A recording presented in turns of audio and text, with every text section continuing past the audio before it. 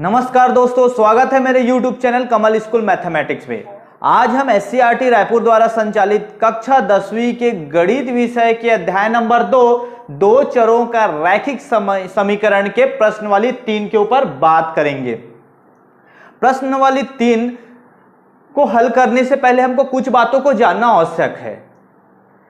समीकरण निकाय को जब ये दो समीकरण है, मान लो समीकरण एक हो गया ax धन by बराबर c1, a2x धन b2y बराबर c2, ये दो समीकरण, ये दोनों समीकरण को हल करने के बाद हमारे पास इसके 3 प्रकार आते हैं। हल करोगे तो 3 प्रकार आता है, इसके ऊपर हम लोग बात कर चुके हैं।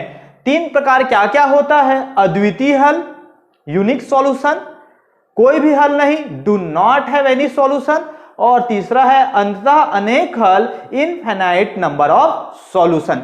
ये इसको हल करने के बाद ये 3 कंडीशन आते हैं, ये प्रकार है उसका। इसको हम लोग बना चुके हैं, हम लोग आलेख विधि से भी हल कर चुके हैं और मैं विलोपन विधि से भी इसको हल करके बताया था कि ये तीनों प्रकार कैसे आता है, कब आता है।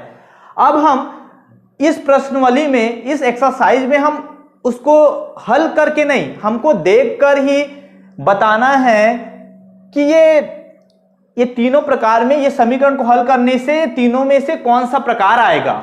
ठीक है, ये दोनों समीकरण को हल करेंगे और बताएंगे, मतलब इसको हमको एक फॉर्मूले की मदद से ये तीनों कंडीशन को बताना होगा। हमको हल नहीं करना है, हमको आलेख विधि से हल नहीं करना है, हमको विलोपन विधि से हल नहीं करना है, नहीं, इसको प्रतिस्थापन विधि से हल करना है। बिना उन तीनों मेथड का बिना उपयोग करे हमको बताना है कि ये समीकरण अद्वितीय हल है कि कोई भी हल नहीं, कि अंततः अनेक हल है। अब इसको कैसे बताएंगे कि ये कोई भी हल नहीं है, कि ये अद्वितीय हल है, कि अंततः अनेक हल है। इसके 3 कंडीशन हैं। 3 कंडीशन क्या है? पहला, अगर a1 आप निकालोगे, अगर a1 बटा a2, जब a1 में a2 को भाग दोगे और उसी के बराबर, मतलब b1 बटा b2, ये दोनों अगर बराबर नहीं आते हैं, मतलब इसका मतलब है a1 में a2 को भाग देना और b1 में b2 को भाग देना। अगर दोनों बराबर नहीं आते हैं, मतलब दोनों बराबर नहीं हैं, तो इसका मतलब है कि ये अद्वितीय हल है। क्या है? अद्वितीय हल है। ये दोनों कैसा होंगे, मतलब ये कैसे होंगे? अद्वितीय हल होंगे, यूनिक सॉल्यूशन। बस आप इतना ही से देख के बता सकते हो कि ये अद्वितीय हल होगा, कि कोई भी हल नहीं होगा, कि अंततः अनेक हल होगा। अगर तो ये अद्वितीय हल कब होता है, तो ये कैसे होता है अद्वितीय हल? अद्वितीय हल होगा, इसका मतलब होगा कहीं ना कहीं पे ये दोनों रेखाएं एक दूसरे को काटेगी। ठीक है, तो ये कोई बिंदु प्राप्त होता है, वो अद्वितीय हल होता है, मतलब ये दोनों रेखाएं कहीं ना कहीं पर एक दूसरे को काटेगी। ये हो गया पहला कंडीशन। दूसरा क्या है? कोई भी हल नहीं। कोई भी हल नहीं का क्या होता है? जब a1 बटा a2, ठीक है, अब इसमें करोगे, अगर b1 बटा b2 बराबर आ गया, ठीक है, a1 बटा a2, a1 में a2 को भाग देना और b1 में b2 को भाग देना, दोनों बराबर आ गया, तो हम तीसरा स्टेप में बढ़ेंगे, तो ये देखेंगे c1 बटा c2 ये बराबर नहीं होना चाहिए इन दोनों का। अगर a1 बटा a2 बराबर b1 बटा b2 आ गया, तो तीसरा चेक करेंगे क्या c1 में c2 को भाग देंगे तो उसके बराबर है कि नहीं। अगर बराबर नहीं होता, इसका मतलब होता है ये कोई भी हल नहीं होगा, कोई भी हल नहीं होगा। पहला कंडीशन a1 बटा a2 करना, b1 बटा b2 करोगे, अगर बराबर नहीं है तो क्या होगा? अद्वितीय हल। अगर ये वाला कंडीशन आया तो समझ जाना क्या होगा? कोई भी हल नहीं है, मतलब do not have any solution. इसमें दोनों रेखाएं कैसे बनती है? इसमें दोनों रेखाएं समांतर होती है, एक दूसरे के समानांतर होती है, मतलब एक दूसरे को कभी नहीं काटती। ठीक है, अब तीसरा आता है अंततः अनेक हल। ये कब आएगा? इनफाइनाइट नंबर ऑफ सॉल्यूशन हम लोग सॉल्व करके तो देख चुके हैं, परंतु फॉर्मूले से बस ऐसे ही पता लगाना है। तो कैसे? ये आएगा जब a1 बटा a2 बराबर b1 बटा b2, अब c1 बटा c2, ये तीनों बराबर हो जाएंगे, तीनों का अनुपात बराबर हो जाएगा, तो अब ये क्या हो जाएगा? अंततः अनेक हल। ठीक है, बहुत आसान है, इसको आप लोग समझो बस। उसके बाद ये तो बहुत को जब प्रश्न वाली हल करेंगे ना तो बहुत आसानी से आपसे हल हो जाएगा। बस ये तीनों कंडीशन आपको याद होना चाहिए। इसमें दोनों रेखाएं कैसे होगा, समपाती होते हैं, एक दूसरे के ऊपर होते हैं। मतलब ये जो पहला रेखा है ना, इसी के ऊपर दूसरा भी रेखा होता है। मतलब इसमें बहुत सारे सॉल्यूशन होते हैं, हर जगह पे इंटरसेक्ट कर रहे हैं तो बहुत सारे सॉल्यूशन होते हैं। तो आपको ये तीनों कंडीशन को याद रखना है। पहला द्वितीय हल के लिए a1/a2 not equal to b1/b2। तीसरा कोई भी हल नहीं के लिए ये दोनों तो बराबर होंगे परंतु c1/c2 बराबर नहीं होगा। अगर तीनों का अनुपात बराबर हो गया तो क्या हो जाएगा, अंततः अनेक हल। अब हम लोग प्रश्न नंबर, ये तो समझ गए होंगे, तो अब हम लोग आगे बढ़ते हैं प्रश्न नंबर 1 की ओर। पहला क्वेश्चन बोल रहा है प्रश्न वाली 3 का, दर्शाइए कि निम्नलिखित समीकरण निकाय का अद्वितीय हल है। इसको हम लोग एक और तरीके से इसको सॉल्व करके हम लोग पढ़ चुके हैं। इसको अगर आप वो वीडियो को नहीं देखे होंगे तो मैं इस वीडियो के डिस्क्रिप्शन पे डाल दूंगा, तो आप देख सकते हैं। उसको हम लोग 3 तरीके से हल किए थे, आलेख विधि से, विलोपन विधि से और प्रतिस्थापन विधि से हल करके भी हम इसको बता सकते हैं। परंतु इसको हम लोग अभी जो फॉर्मूला बताया हूं उस तरीके से हमको इसको बनाना है। तो कैसे बनाना है इसको हम कैसे इसको हल करते हैं। बोल रहे हैं कि इसको बताना है दोनों समीकरण क्या है, अद्वितीय हल है, इसको सिद्ध करना है। तो पहले हल करते हैं। सबसे पहला काम हमको, हमारा ये समीकरण है 3x धन 5y बराबर 12 को, ठीक है, एक समीकरण है को उसके मानक रूप a1x प्लस b1y प्लस बराबर c1 से तथा, ठीक है, ये क्या है 5x धन 3y बराबर 4 को किससे करेंगे, a2x प्लस b2y बराबर c2 से तुलना करने पर, ठीक है। ये कैसे क्यों तुलना करेंगे, हमको इसमें से a1 a2 b1 b2 का मान निकालना है और c1 c2 का मान निकालना। इसको आपको हर एक क्वेश्चन में करना पड़ेगा इस प्रश्न वाली के। तो आपको जानना है कि a1 a2 क्या होता है, b1 b2 क्या होता है। देखो पहला वाला क्या होगा, a1 होगा, a होगा, और दूसरा वाला b y x के साथ है वो a होगा। देखो x के साथ है ना वो y के साथ है वो b और c इक्वल के बाद, ठीक है। तो ये देखो पहले वाले में देखोगे तो a1 क्या होगा, 3 होगा, a1 बराबर 3, ठीक है। और देखोगे आप तो b1 क्या होगा, b1 क्या होगा 5 और c1 क्या होगा, 12, ठीक है। ये समझ में आया होगा।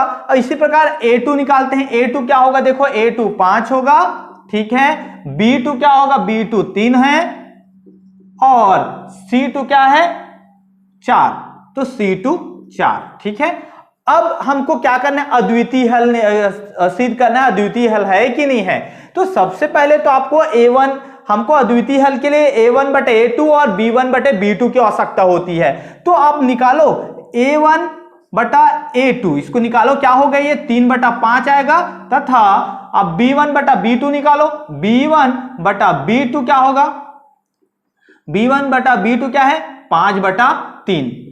अब देखो स्पष्ट है, यहां से स्पष्ट है। आप ये बताओ, आप लोग देख के ये बताओ कि क्या दोनों बराबर है क्या, a1/a2 बराबर है क्या, नहीं बराबर है, ये तो बराबर है नहीं। देखो ये a1/a2 3/5 है और b1/b2 क्या 5/3 है। मतलब ये क्या है, a1/a2 not equal to b1/b2 है क्या, बराबर नहीं है, ये बराबर नहीं है। आप इसको ये तो अब ये आ गया बराबर नहीं, मतलब ये सिद्ध होता है कि अद्वितीय हल है, अद्वितीय हल यही तो है अद्वितीय हल के लिए यूनिक सॉल्यूशन के लिए कंडीशन। परंतु आप इसको ऐसा भी लिख सकते हो, आप अगर और आगे लिखना चाहते हो तो 3/5 बराबर नहीं है, क्या है 5/3। इसको और बड़ा बना सकते हो आप, a1/a2, ठीक है, बराबर नहीं है, क्या है b1/b2।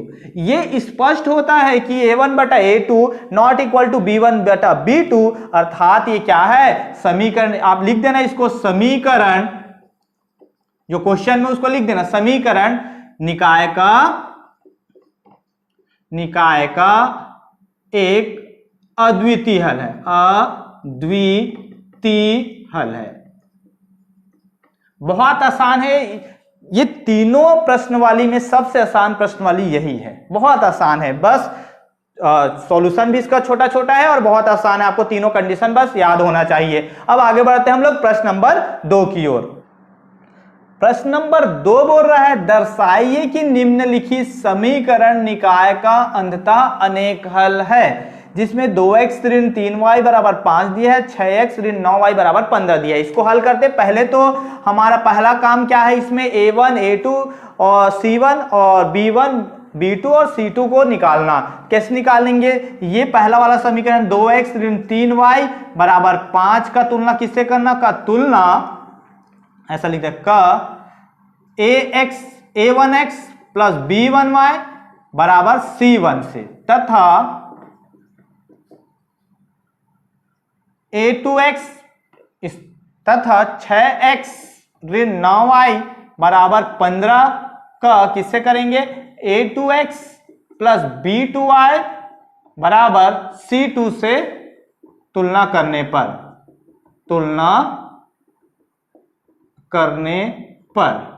ये हो गया। अब क्या करेंगे, a1 a2 और b1 b2 और c1 c2 का मान निकालते हैं। a1 क्या होगा, तुलना करोगे तो देखो a1 क्या होगा 2 और b1 क्या होगा -3, क्योंकि ये प्लस है ना और यहां माइनस है, तो ये देखोगा आप तो मानक रूप प्लस वाले से तुलना करना है, तो b1 का मान क्या आएगा -3 ऋण 3 और c1 का मान कितना आएगा 5 आएगा। इसी प्रकार a2 का मान कितना आया, देखो a2 का मान 6 है और b2 का मान कितना है, b2 का ऋण 9 और c2 का मान कितना है, देखो c2 का मान क्या है 15।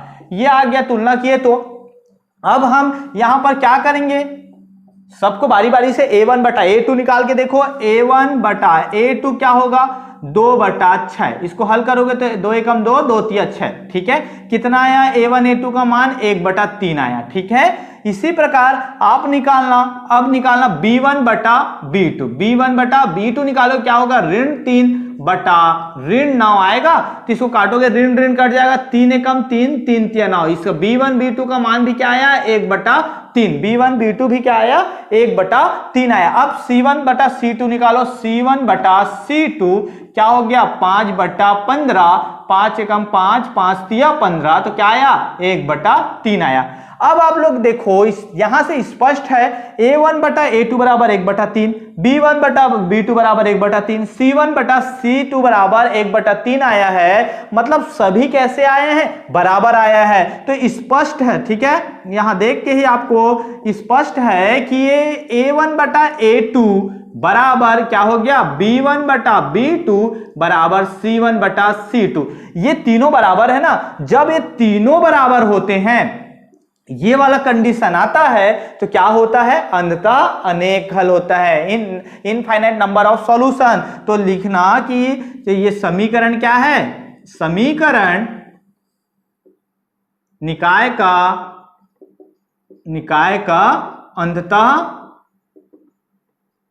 अनेक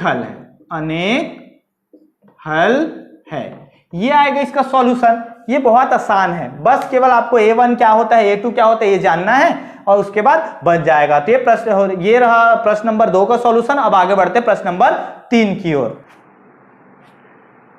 प्रश्न नंबर 3 बोल रहा है k का मान ज्ञात कीजिए जिसके लिए निम्नलिखित समीकरण निकायों का कोई भी हल ना हो।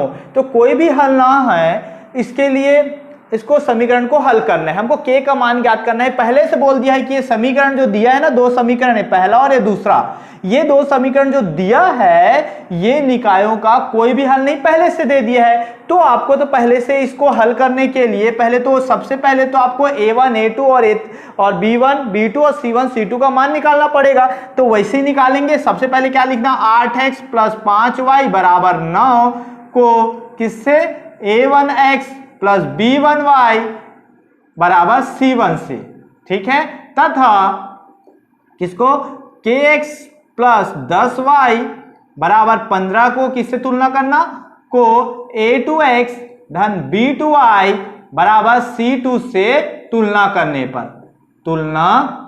पर हम तुलना करके a1 a2 का मान निकालेंगे। तो a1 का मान क्या हो गया, देखो a1 का मान होगा 8 B1 का मान क्या आएगा यहां पर 5, ठीक है, और C1 का मान क्या आएगा 9, C1 का मान 9। आपको बस ये जानना है कि A1 B1 C1 कैसे निकाला जाता है। तो पहला वाला A1 होगा, x के साथ होगा तो y के साथ होगा वो B1, और जो बराबर के उस पार है वो C1। इससे तुलना करके आप निकाल सकते हो। इसी प्रकार A2 कितना होगा बता सकते हो? A2 का मान कितना आएगा K, ठीक है, यहां से भी देख सकते हो, कहीं से भी देख सकते हो। B2 का मान क्या आएगा 10, B2 का मान 10 आएगा तुलना करने पर। और C2 का मान कितना आएगा? C2 का मान कितना आएगा 15, ठीक है। अब क्या बोला है, दिया है समीकरण निकायों का कोई भी हल नहीं। तो क्या बोल रहा है ये, क्या दिया है? समीकरण निकाय, ये पहले से दे दिया है, ये दिया है ना, समीकरण निकाय का कोई भी हल ना हो। इसका मतलब क्या है, ये कोई भी हल ना हो, इसके लिए क्या सूत्र बताया था मैं? A1 बटा A2 बराबर B1 बटा B2 बराबर नहीं है C1 बटा C2, ठीक है। अब इसका मान रख सकते हो आप, इसका मान रख देंगे A1, ये तो कोई भी हल नहीं का फॉर्मूला है, ये सूत्र है, ये दिया है, ठीक है, पहले बोल दिया कि कोई भी हल ना होगा, ठीक है। तो उसके बाद इसका वैल्यू को पुट करो, A1 की जगह 8 रख दो, A2 की जगह K रख सकते, ठीक है। आप इसको आगे और निकाल सकते हो, पहले से A1 बटे A2 B1 बटा B2 ऐसा करके भी निकाल सकते थे, आप ऐसा भी निकाल सकते हो। ये क्या हो गया, B1 का मान कितना है 5 है और B2 का मान 10 है, बराबर नहीं है C1 का मान 9 और C2 का मान 15। आप इसको एक बार A1 बटा A2 करके भी पहले निकाल सकते हो, या तो आप फॉर्मूला को में ही रख सकते हो। A1 की जगह कितना है 8, A2 की जगह कितना है K, B1 की जगह कितना है 5 और B2 की जगह 10, ठीक है। C1 की जगह 9 है और C2 की जगह 15 है, ठीक है, ये दिया है, इसमें रख दिए हैं। अब हम लोग ये जानते हैं इसमें से K का मान निकालना है। तो ये तीन टर्म्स है, 1 2 और 3 में से आपको कोई 2 का उपयोग करना है, 2 का। तो आप कौन सा 2 को चुनना? एक तो कंफर्म है जिसमें K रहेगा उसको लेना है, मतलब 8 बटा K है, मतलब इसको लो। अब K का मान निकालना है तो ये दोनों में से कोई एक ले लो। तो आप इन दोनों को उपयोग करके इसका K का मान निकाल सकते हो। तो 8 बटा K बराबर 5 बटा 10, ठीक है। तो इसका निकालोगे तो कैसे आएगा? देखो समीकरण को हम लोग सॉल्व करना जानते हैं, तिर्यक गुणा 10 का गुणा इधर 8 गुणा 10 होगा बराबर ये K का गुणा इधर 5 गुणा K, ठीक है। तो ये गुणा करोगे 8 दहम 80, ठीक है। अब K का मान निकालोगे तो 5 इधर गुणा कर इधर आएगा तो क्या हो जाएगा, भाग करेगा, K का मान निकालोगे तो 8 गुणा 10 बटा 5 बराबर K। तो काट दो, 5 दूनी 10, तो क्या आया K का मान कितना है? देखो 8 दूनी 16, तो आप ऐसा लिख सकते हो K बराबर 16, ठीक है। देखो K बराबर 16 आया, आप ये समीकरण है, तराजू की तरह होता है, इसको आप ऐसे घुमा दोगे तो कोई फर्क नहीं पड़ेगा। तो 8 दूनी 16, K का मान क्या आया 16 आया। अब आगे बढ़ते हैं, इसमें आप इसको लिख लीजिएगा कि पहला को मतलब इसको A1 x धन B1 y बराबर C1 से तुलना करने पर, और इस समीकरण को किससे A2 x धन B2 y बराबर C2 से तुलना करने पर इसको लिख लीजिएगा। मैं डायरेक्ट लिख देता हूं A1 का, अगर दोनों को तुलना करोगे तो A1 बराबर क्या आएगा K आएगा, B1 बराबर क्या आएगा 3 आएगा और C1 बराबर क्या आएगा 3 आएगा, ठीक है। दोनों में 3 आएगा। आप इसको लिखना, एक बार लिखना जरूर, बिना लिखे ऐसा A1 A2 ऐसा मत निकाल देना। उसके बाद A2 का मान क्या आएगा 12 आएगा, B2 का मान कितना आएगा K आएगा और C2 का मान कितना आएगा 6 आएगा, ठीक है। अब फिर से वही आ गया, उसके बाद क्या लिखेंगे समीकरण, कंडीशन क्या दिया है, निकाय का कोई भी हल नहीं है, ठीक है। नहीं होगा तो क्या हम लोग का फॉर्मूला है A1 बटा A2 बराबर B1 बटा B2 बराबर नहीं है C1 बटा C2, ठीक है। मान को रख दो, A1 की जगह K है, A2 की जगह 12, तो K बटा 12 बराबर क्या आएगा 3 बटा K बराबर नहीं है, क्या हो गया 3 बटा 6। तो आप दो ठो को ले लो, ये कोई भी दो को, इसको ले लो, k का मान यहाँ है, k इन दोनों को ले लो, तो क्या होगा देखो, लोगे तो k बटा 12 बराबर 3 बटा k। अब इसको हल करोगे तो k का गुणा k के साथ होगा और 3 का गुणा 12, तिर्यक गुणा, तो क्या हो जाएगा k गुणा k बराबर 3 गुणा 12। ठीक है, ये ऐसा होगा ना तिर्यक गुणा। समीकरण को हल करते हैं तो क्रॉस मल्टीप्लीकेशन। ठीक है, तो क्या होगा, ये k और k का गुणा करोगे तो k स्क्वायर और ये हो गया 12 तिया 36। ठीक है, अब k का वैल्यू निकालोगे, आप k का मान निकालोगे तो यहाँ क्या है, वर्ग है, उधर जाएगा क्या हो जाएगा, वर्गमूल होगा, तो k बराबर कितना आएगा, ये वर्गमूल √36। ठीक है, अब वो वर्गमूल तो निकालना आता है, 36 का वर्गमूल कितना होता है, 6, 6 गुणा 6 मतलब 36 आएगा। क्या आएगा, k का मान क्या आएगा, 6। तो k का मान क्या होगा, 6 होगा।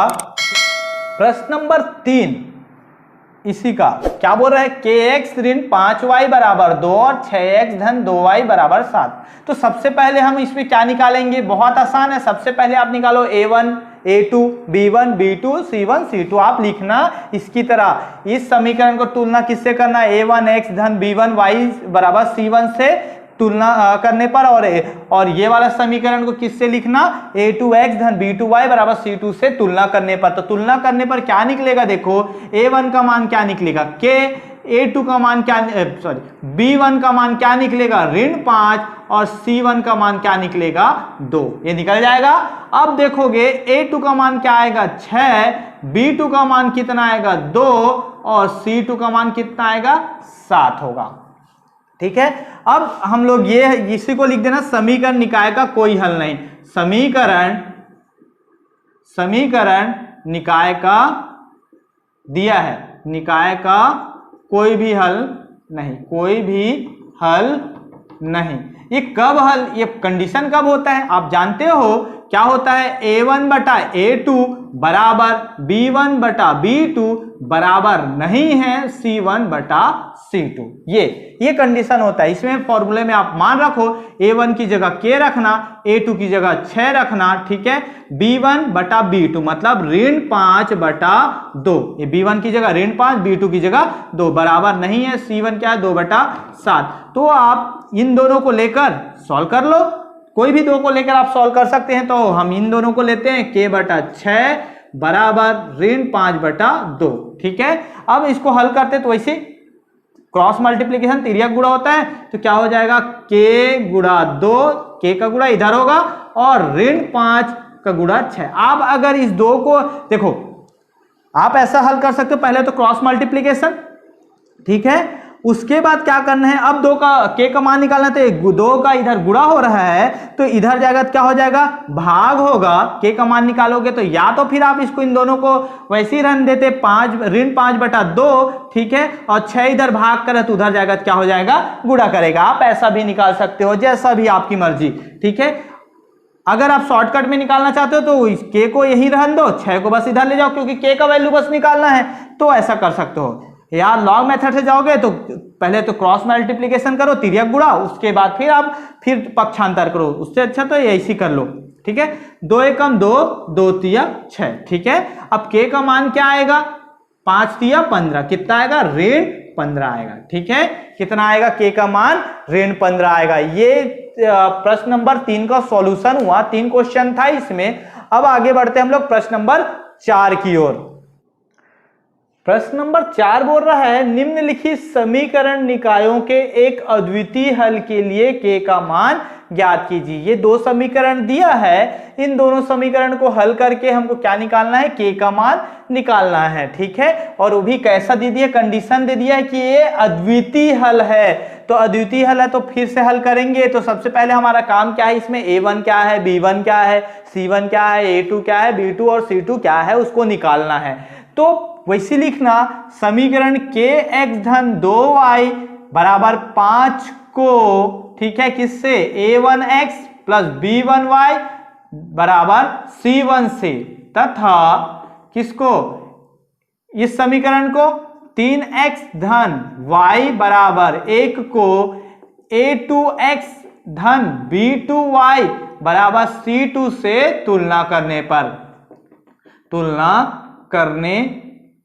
ठीक है, या तो फिर आप ऐसा नहीं लिख के आप अपने तरीके से भी लिख सकते हो, कोई भी तरीके से इसको समीकरण 1 दे दो और समीकरण 2।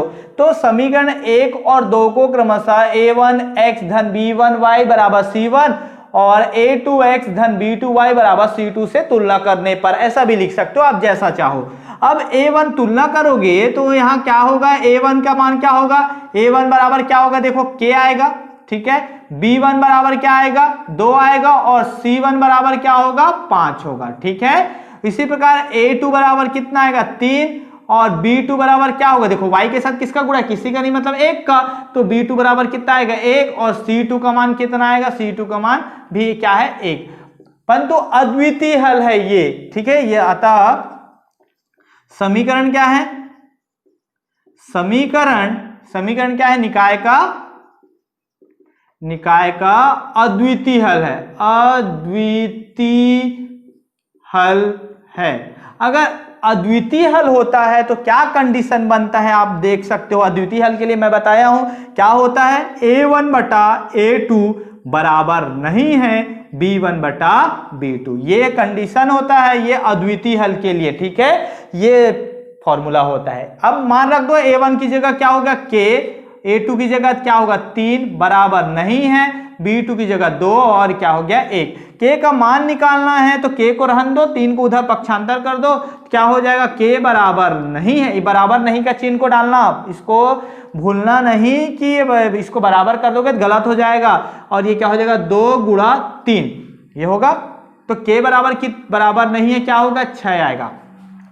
इसका मतलब क्या है, k बराबर नहीं है 6, मतलब ये निकाय को हल करने से इन दोनों समीकरण को आप हल करोगे तो k का मान 6 नहीं होगा, k बराबर 6 के अतिरिक्त, मतलब ये 6 k का मान 6 नहीं हो सकता, 6 के अतिरिक्त अन्य वास्तविक मानों के लिए क्या है, ये सत्य है। मतलब k का मान 6 को छोड़ के और कुछ भी हो सकता है, तो सभी वास्तविक मानों के लिए k का मान हो सकता है, परंतु ये 6 नहीं हो सकता, k का मान 6 नहीं हो सकता, ठीक है, ये आपका आंसर है, ठीक है। अब प्रश्न नंबर 2, इसी प्रकार तुलना करना समीकरण 1 और 2 को किससे तुलना करना, a1x b1y बराबर c1 से और a2x धन b2y बराबर c2 से तुलना करोगे तो क्या आएगा, a1 का मान कितना आएगा, 1 आएगा, b1 का मान कितना आएगा, ऋण 2 आएगा और c1 का मान कितना आएगा, 3 आएगा, ठीक है। इसी प्रकार a2 का मान क्या आएगा, 3 आएगा,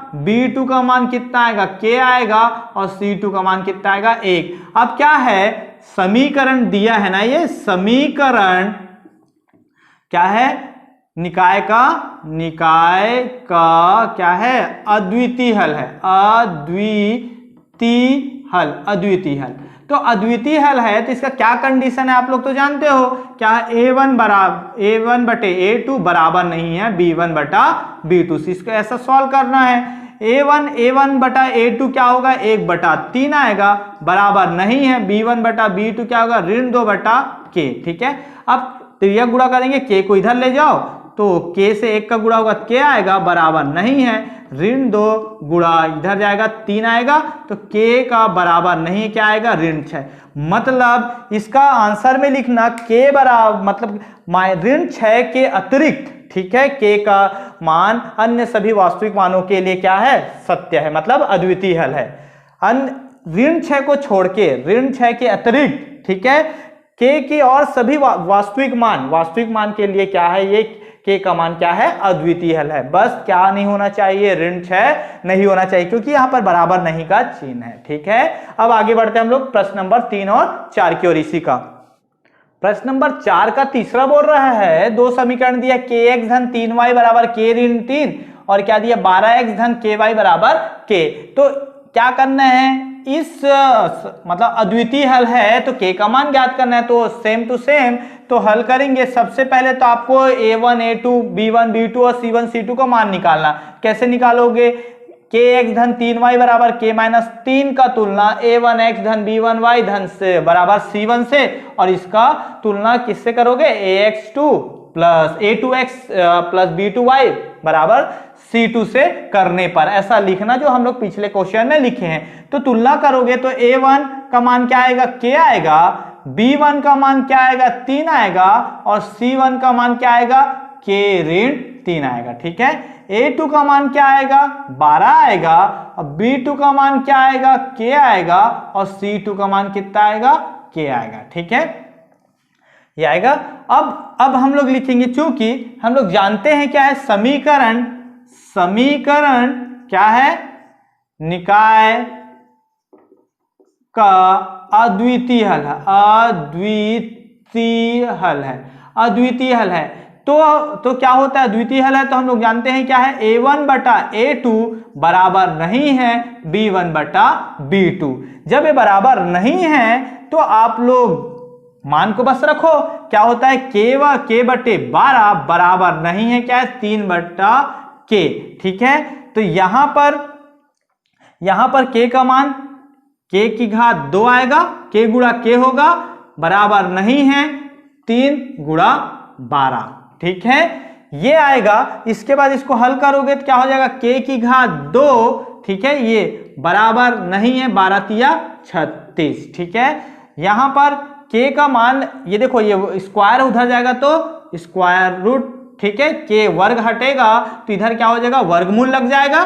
ठीक है, वर्ग हट के उधर जाएगा तो वर्गमूल। ठीक है, अब k का मान बराबर नहीं है किसके 6 का, तो इसका मतलब क्या हो रहा है k का मान बराबर नहीं है 6। आप लोग वैसे ही लिखना 6 के अतिरिक्त, 6 के अतिरिक्त k का मान k के सभी वास्तविक मानों के लिए क्या है अद्वितीय हल है, बाकी 6 नहीं होगा k का मान। ठीक है, अब आगे बढ़ते हैं हम लोग प्रश्न नंबर 4 की ओर। प्रश्न नंबर 4 क्या बोल रहे हैं, निम्नलिखित समीकरण निकायों के लिए अद्वितीय हल।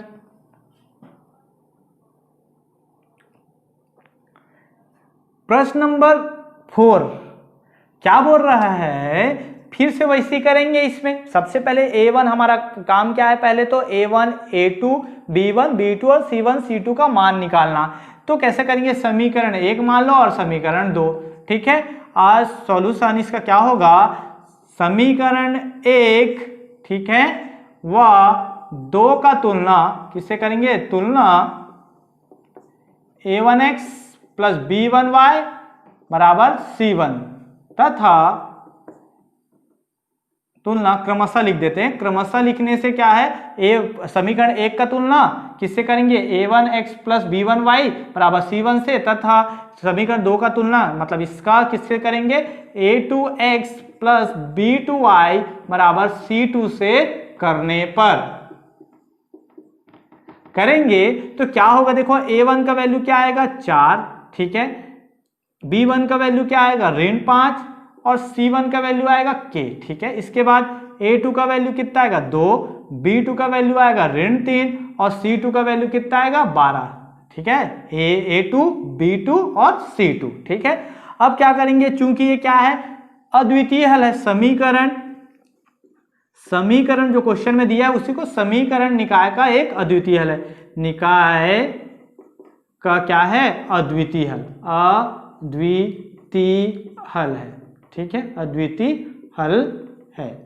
ठीक है, तो अद्वितीय हल के लिए क्या कंडीशन होता है, A1 बटा A2 बराबर नहीं है B1 बटा B2। ठीक है, ये बराबर नहीं है। अब मान रख दो A1 क्या है 4 है और A2 क्या है 2 है, बराबर नहीं है क्या है, B1 क्या है ऋण 5 और A ऋण 3।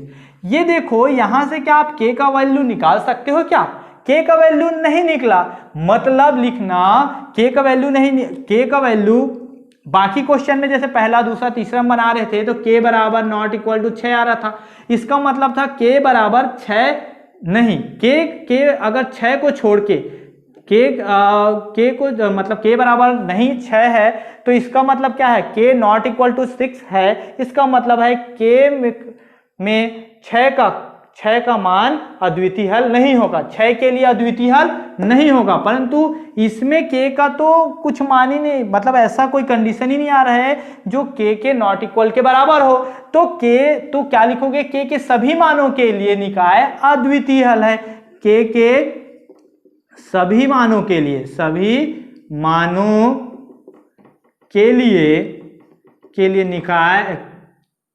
निकाय क्या होगा, अद्वितीय हल होगा, हल होगा।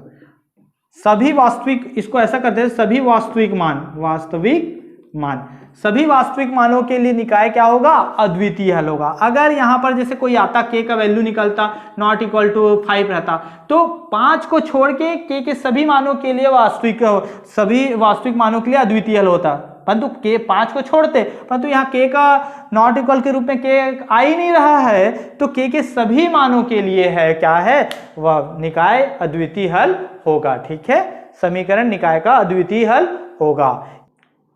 आई होप आपको समझ में आया होगा। अगर समझ में आया होगा तो लाइक कीजिए और अपने दोस्तों तक शेयर कीजिए ताकि उनको भी इसका लाभ मिल सके। साथ ही साथ अगर मेरे चैनल पे आप नए हैं, अभी तक सब्सक्राइब नहीं किए होंगे, तो सब्सक्राइब कीजिए और बेल आइकन को दबा दीजिए, जिससे मैं जब भी अपना वीडियो बना के डालूं, अपलोड करूं, तो आप लोग के नोटिफिकेशन तक पहुंच सके।